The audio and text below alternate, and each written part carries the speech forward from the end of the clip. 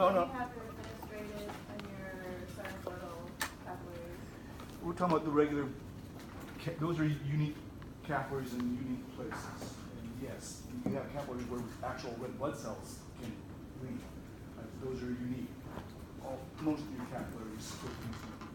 Now they can leave if it's intentional, because obviously if you think about it, for instance, insulin is a protein and it is introduced in the blood and it gets to these cells. How does it do that? That's through what's called transcytosis, where the cells that make up the capillary will endocytotic activity to bring the insulin protein in, and exocytotic outside to the tissues. See how that works? So, but they don't leak out in regular capillaries, except for those unique ones.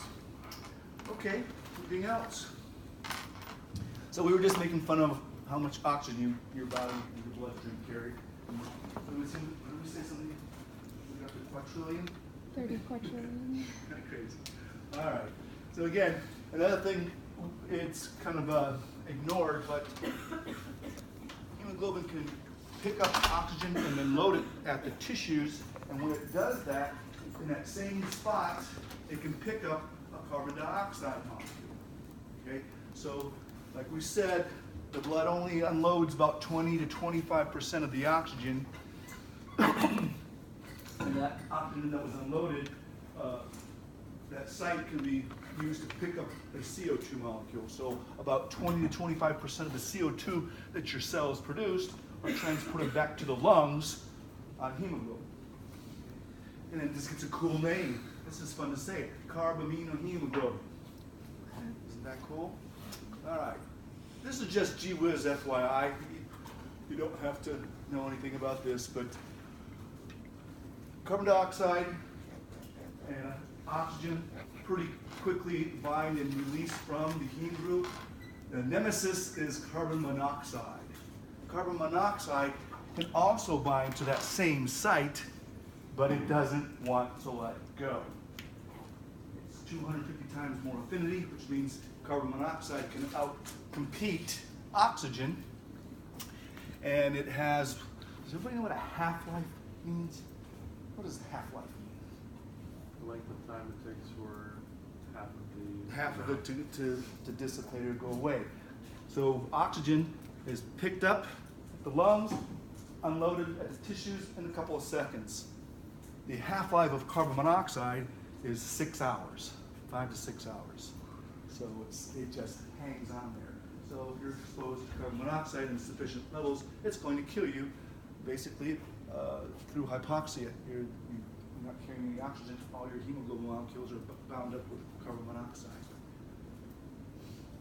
Maybe that's just gee whiz. All right, this is highly testable. So again, I expect you to give me this is the basic. There's way more intermediate steps, but I think it gets kind of absurd with the number of steps they go through. So I just want you to give me the basics. So we start with that stem cell. Remember that stem cell can differentiate into lots of different cells. For red blood cells, it'll differentiate into a proerythroblast. It'll start then producing hemoglobin. And then it will differentiate into an erythroblast. It'll eject the nucleus. We don't need it anymore. We got lots of hemoglobin to work with. And then it will differentiate into a reticulocyte, and that will exit the bone marrow and into the blood. Again, for those types of fenestrated or sinusoidal capillaries. And then it completely matures in a couple days to become an erythrocyte. It'll get rid of all the organelles and just be packed with hemoglobin. Packed with hemoglobin. What do I got? There's a negative feedback control for how many red blood cells you have, or what your hematocrit is. So, again, if you have a hypoxic condition, i.e. insufficient oxygen levels, your kidneys will respond to that. So, once again, we're seeing the kidneys are way more important than you thought. There's way more than just filter the blood and the urine. It is also responsible for the number of red blood cells you under hypoxic conditions, the kidneys will release an enzyme called erythropoietin, or EPO for short. And that will stimulate the bone marrow to produce more red blood cells. Okay. So natural causes, high altitudes. If you were to move to a place significantly high altitude, like La Paz, it's at 10,000 feet. Anybody ever been to La Paz? It's cool. It's way up there. You know what they have in the hotel rooms when you go visit? Oxygen bottles. It's so hot.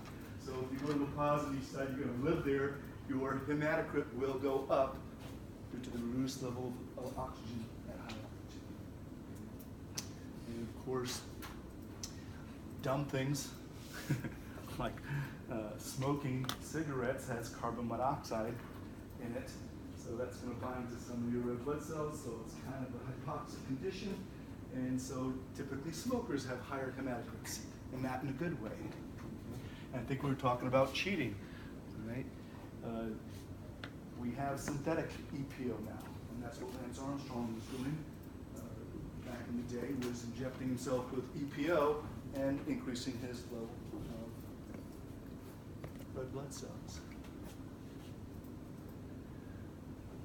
There's a cute little story I tell. This is a true story. Anybody been to Pikes Peak in Colorado? You guys don't get out much, huh? You never been to Pikes Peak? You should go. So that's up at pretty high altitude, about 9,000 feet. And you can take a trolley all the way up to the top. It's pretty neat. So I did that one year, and I don't know what's the politically correct name for those emos, goths. You know what I'm talking about?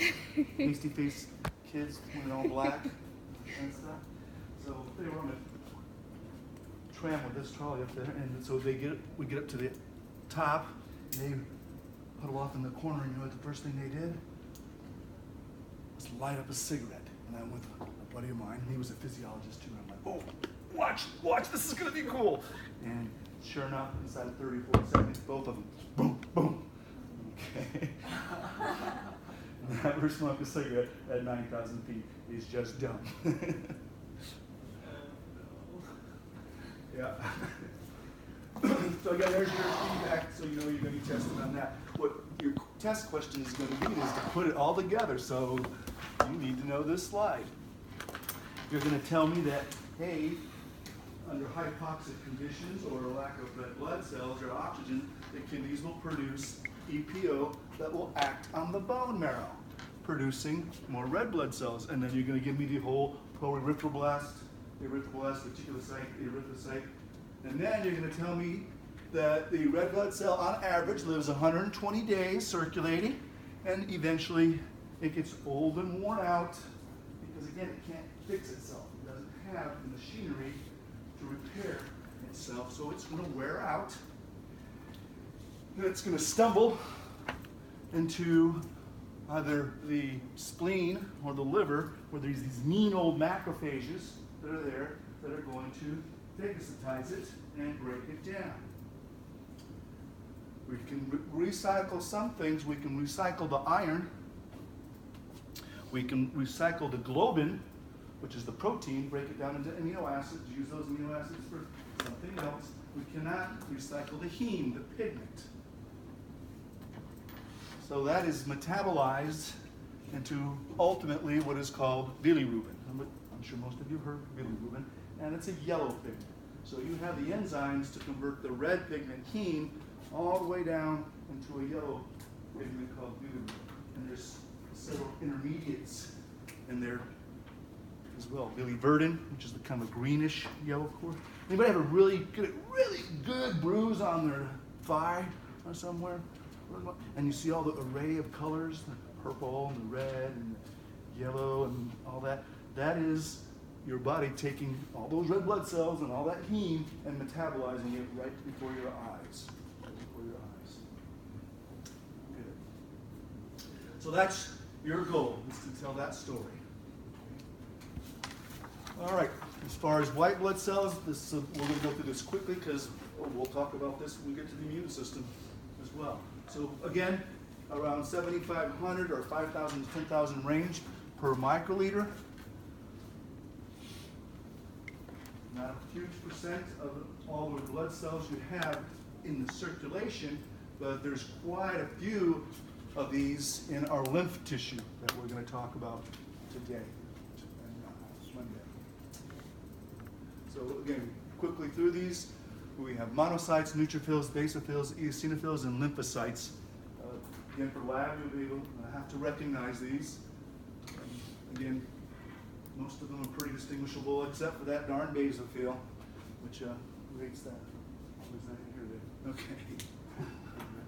So again, we'll just fly right through this because they'll get their share next week. You will be responsible for knowing these numbers. Ballpark, you get a little bit of fudge factor in here, but again, circulating of the white blood cells, you have 60 to 70% neutrophils, most dominant, 20 to 25% lymphocyte, 3 to 8% monocyte, 2 to 4 for eosinophil, and again, those basophils are very, very rare. And again, this is what we talk about a differential white blood cell count. Means that if you have any of these that are above normal levels, then there is something going on. You're having a war against a pathogen, an invader. So if your neutrophil levels are much higher than 70%, you probably have a bacterial infection. If your lymphocytes are much higher than normal, you probably have a viral infection. Monocytes, fungal, as well as viral infections. Eosinophils, if you have a parasitic infection or an allergic reaction. Again, know those, get the basics there. All right. Hemostasis. How do we prevent blood loss? How do we do? We have three things. Vascular spasm, i.e. vasoconstriction, to reduce the flow of blood to that area. We have platelet plug formation. This is plugging a hole in the vessel, and blood clotting. So platelet plug and blood clotting are different mechanisms, although they often work together. So again, for the vascular spasm, if you damage your vessel, the endothelium will release endothelin, and that will cause vasoconstriction. And this is going to help for really small arterioles, capillaries, and if you cut a major artery, this is not going to help you at all. For the platelet plug formation, we have basically three phases: adhesion, reaction, and aggregation. And so once again, this is for small blood vessels, capillaries, arterioles. If you damage it, have a cut or whatnot, part of that basement membrane that those epithelial cells rest on and make up the blood vessel have collagen in it. And so once the collagen is exposed, these platelets will bind to the collagen. It's adhesion. Once they bind to the collagen, that'll set off reactions. The platelets will release thromboxane, A2, serotonin, ADP. This will activate other platelets. This is an example of a positive feedback loop at a local level. The serotonin and thromboxane are vasoconstrictors, and the ADP, that's the same ADP as adenosine diphosphate, so just ATP, phosphate. And the ADP is, in this case, acting as a messenger, causing stickiness between the platelets. And that stickiness basically creates the plug. And so we just plug up the hole. It's not the same thing as a clot from our clotting. So this is happening, but we also have blood clotting or coagulation. we say it can be initiated in two different pathways. Intrinsic means within the blood vessel. The blood vessel is not cut, there's just damage inside the blood vessel. For intrinsic. Extrinsic means you have tissue damage and you've cut the vessel. And what you need to be able to do for me for this next test is to give me the pathway.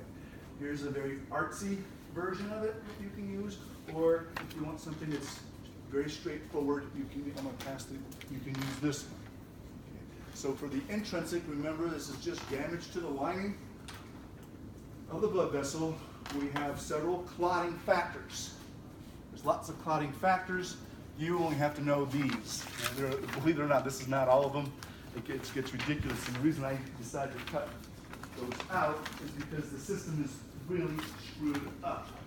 Really screwed up in terms of the numbering of these clotting factors. Like several things, they started using Roman numerals and listed their first 8 clotting factors, and then, oh crap, they found other ones that were before that, so now you see the numbers are all over the place. So it makes no rhyme or reason. But you have to tell me, you can go back to this one if you want. You can, I'm sorry.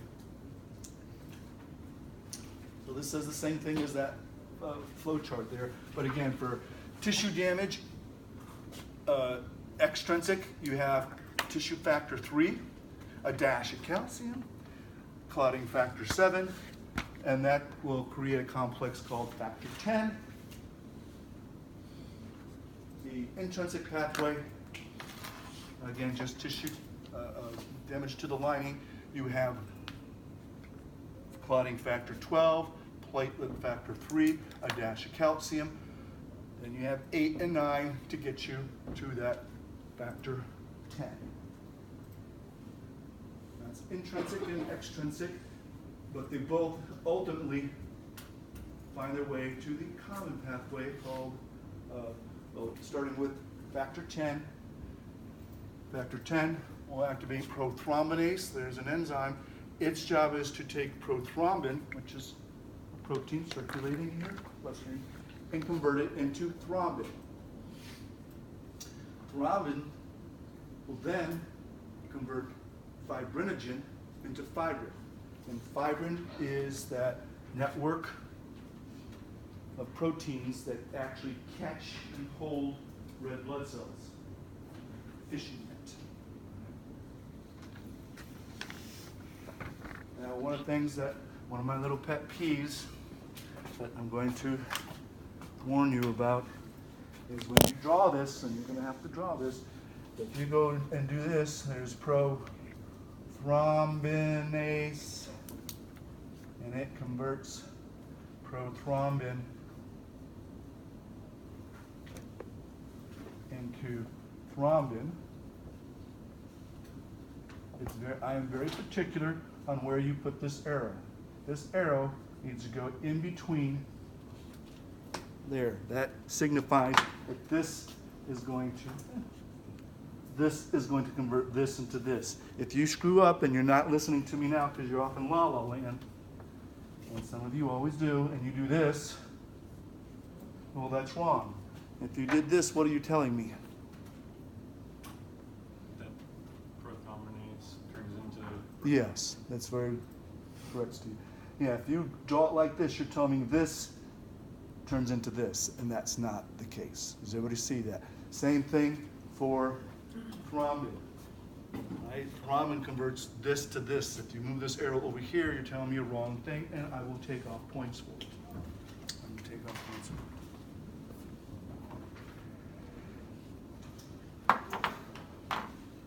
So do we need to know Yes, you do. I'm not kidding. I'm telling you right out, you need to draw this completely, just like it is. So start practicing. Start practicing. Oh, but, okay, I see what you mean. They did Roman numerals and then they switched to regular. Yeah, you can do either one. Yeah, the Roman numerals, but like I said, the whole numbering system is all messed up now. Okay, you got 12 over here, and then 10 over here, and 8 over here. It's all messed up. And that was just because they found them in that particular And you can abbreviate when you're doing this? Abbreviate what? Like, You- PF3.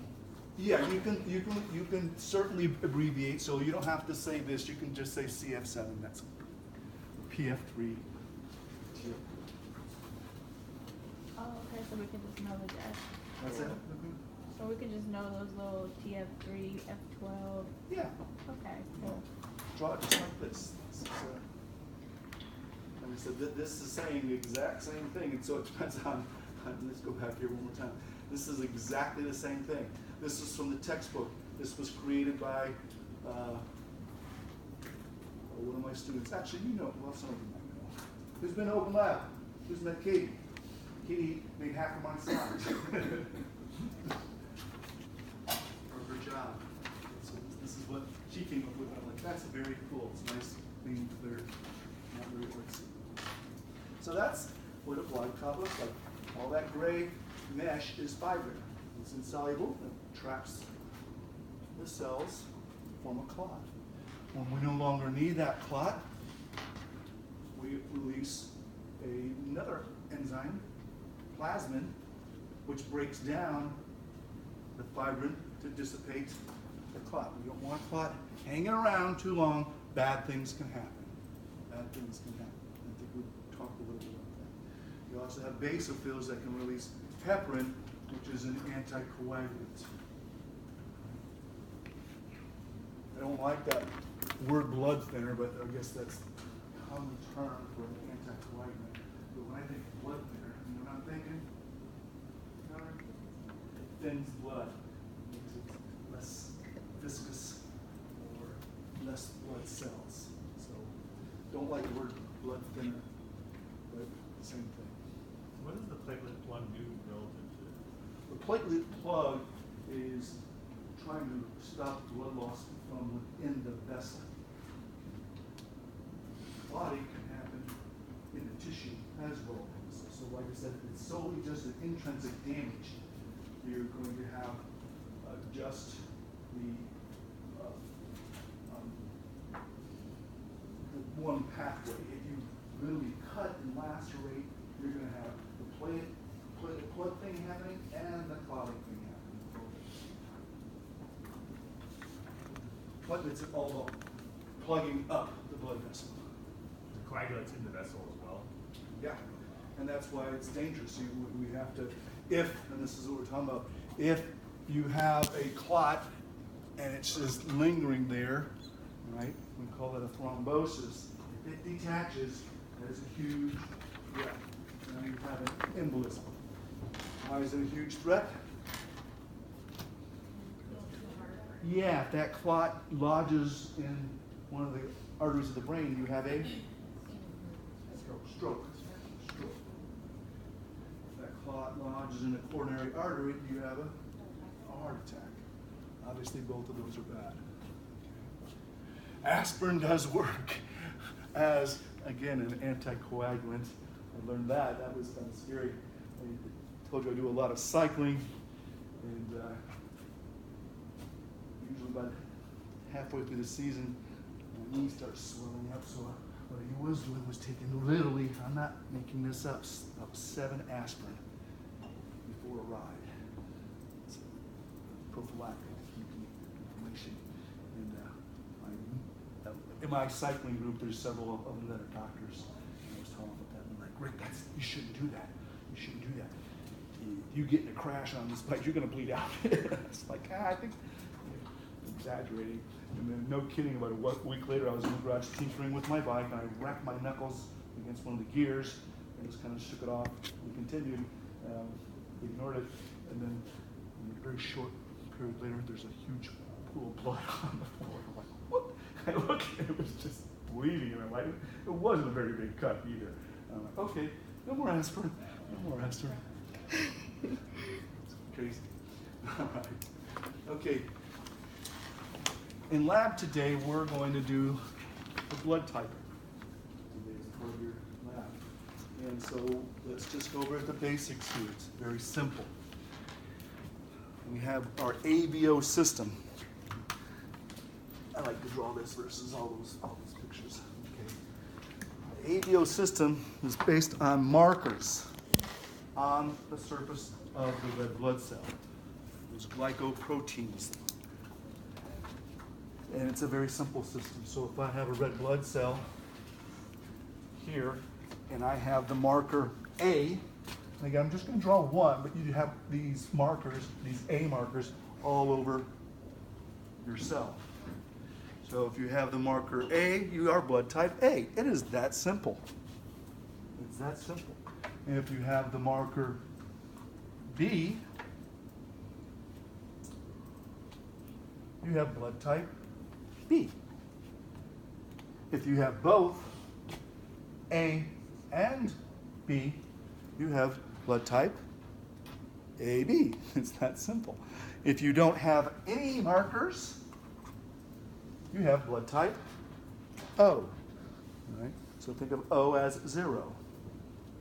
Now, what complicates this is if you have blood type A, by the time you're an adult, you will have developed antibodies against blood type B. So an antibody, and of course we're going to talk about that on Monday. So an antibody kind of looks like a Y. It's a protein. Its job is to bind pathogens. Okay? So if you have blood type A, you're going to have antibodies against blood type B. So if by accident you are introduced to blood type B, then this antibody is going to bind it up, clot it. The term we use is agglutination, clumping, and that's obviously going to kill you because you're going to have clumps of foreign red blood cells in your body. Everybody with me? Conversely, if you have blood type B, you are going to have antibodies against, yes, A. It's that simple. It's that simple. Okay. If you have blood type AB,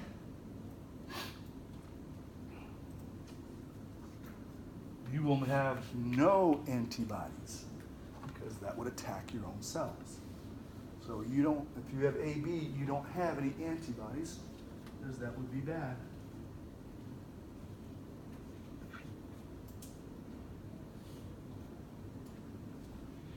If you have blood type O, then you are going to have antibodies for, guess, A and B.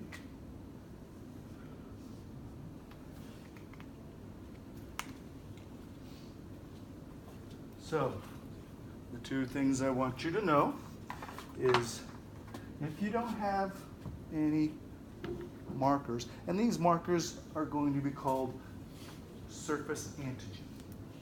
Antigen, we'll talk a lot about that on Monday, and the antigen is anything that your immune system responds to as foreign. So these surface markers are also considered antigens. All right? So if you have no surface antigens, no markers, you have blood type O, you are the universal donor because you can give your blood to anyone regardless of what antibodies they have. You don't have any markers, so there's nothing to bind to. Does everybody get that? If you are blood type A, B, you have both markers, you're in a good place as far as yourself goes. You are the universal recipient, yes. Since you have no antibodies, you can get anybody's blood. A, B, or B, you name it. Now there's another marker that now they call D. It used to be RH because it was found on rhesus monkeys, okay, but now it's just called D.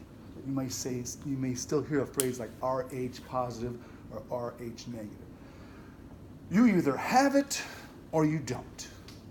You either have it or you don't. If you have it, then in this configuration, you would say that this individual is A, B positive. And that is the perfect recipient, universal recipient.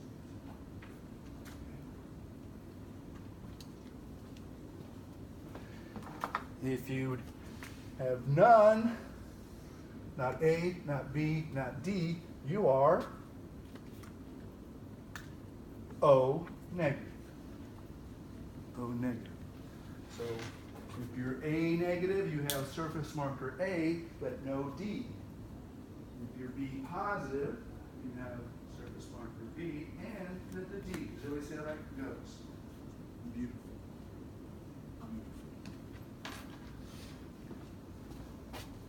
And that's all what these slides say here. Okay. Do the slides. I like to draw that stuff. Okay. Yes? Is there like an evolutionary purpose to like why we all have different blood types? It's evolutionary. Was there a purpose? No, it was just one of those random things. Way back in the dawn of man, yes, you had populations that all had the same blood type. Okay, now the years, thousands of years, were kind of intermingled, but there was a time where if you were from Asia, you would have blood type B. If you were from Africa, blood type A. But again, intermingled and whatnot, so we have all kinds of different versions. So there's probably still, if you did a survey, you'd probably still see that there are continents where there's a greater proportion that have one blood type or the other. In there. What is interesting, and what will be on the scope of this class, is how you end up, let's say you have blood type A, and so, as I said, you eventually will have the antibodies for B. And that happened because, this is one of those cool things, it's really simple, is because a lot of bacteria have a marker that looks just like the B marker or the A marker. And so if you're exposed to a bacterium that has a B-like marker, you're going to have anti-B antibodies. So it works on B-type red blood cells and B-type bacteria. Make sense? Beautiful. All right. And this is pretty much just gee whiz. There's always a caution or concern that having baby a different RH or D than mommy can cause some problems, right? And it's basically just a simple, it's called hemolytic disease of the newborn. What happens, we'll keep it here, is let's say mom is negative for the RH, she doesn't have it. And little Junior here is positive. Right? During birth, if somehow Junior's blood is exposed to mom's blood, mom is going to turn around and make antibodies against this. Now this little Junior got out. He's like, I'm out of here. Okay? But now, number 2 comes along. If the second baby is also B, then mom's antibodies will attack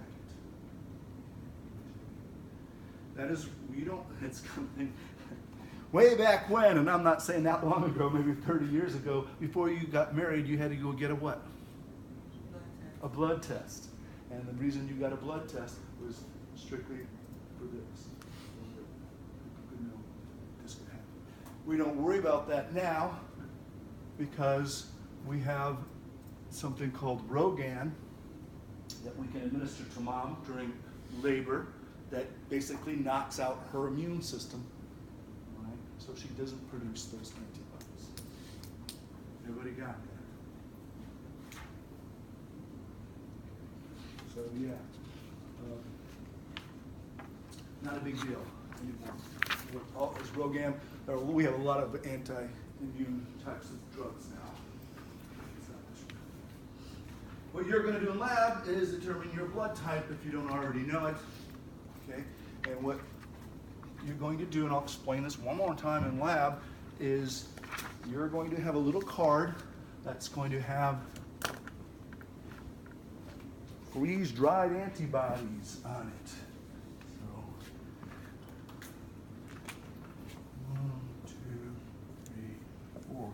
This is control. This will have nothing on it. This one will have anti-A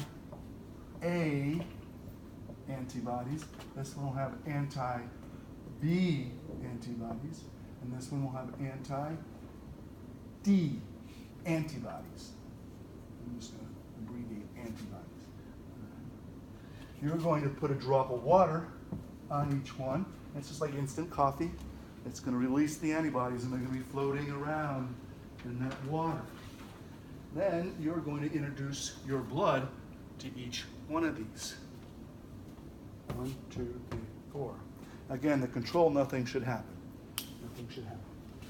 If you have blood type A, when you administer it to all three, your blood is going to agglutinate when it is exposed to the anti-A antibodies. Does everybody get that? Okay. If you're just blood type A, then nothing will happen here. If you are negative for the D, nothing will happen. If you're positive for D, it will agglutinate. It will clump. Has everybody got that? If you have blood type B, you introduce it to the anti-A antibodies, nothing's going to happen. You introduce your blood type B to the anti-B antibodies, it's going to agglutinate. If you have the marker, it's going to agglutinate here. Does everybody see that? So when we look at this slide, the top row, that's one individual. There's the control. It agglutinated with anti-A. It didn't with anti-B. It did with anti-D. This blood type is A positive. Does everybody see that? Okay. Our next control, we see that it agglutinated when it was introduced to the anti-B and to the D, so this is B positive. Here, it agglutinated to both A and B and D, so that's AB positive. And if nothing happens, that is O negative. Everybody see how that works? Let that sink in, don't get it confused. Usually about 20% of the students in class get it backwards. You have the marker if it clumps up. Okay, any questions? The rest of this is just, like I said, I don't do much pathology, but so this is just viewers if you're interested in there. So I don't need to know it for the test? You don't need to know these for the test. There's no pathology.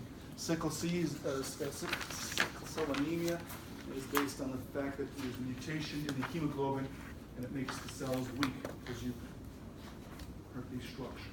Hemophilia, again, a dumb word. That means what? What would that mean, hemophilia? No, if you translated that, that would be what?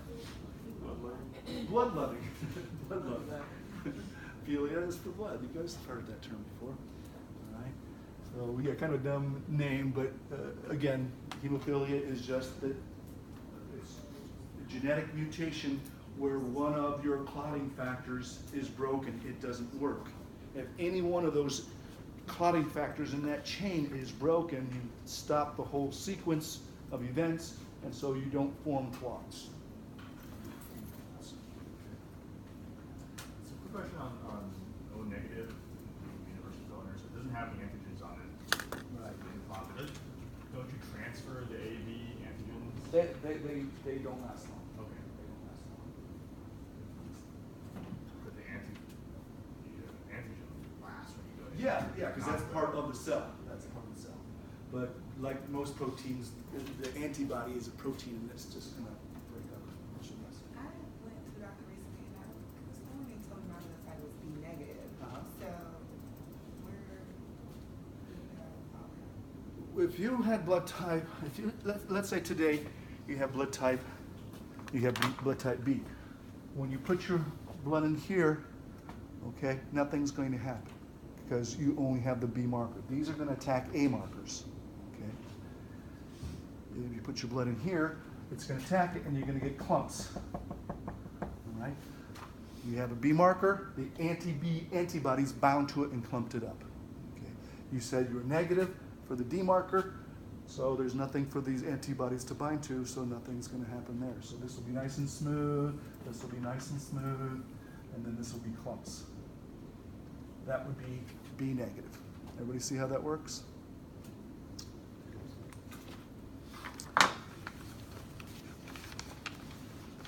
Okay, that's it.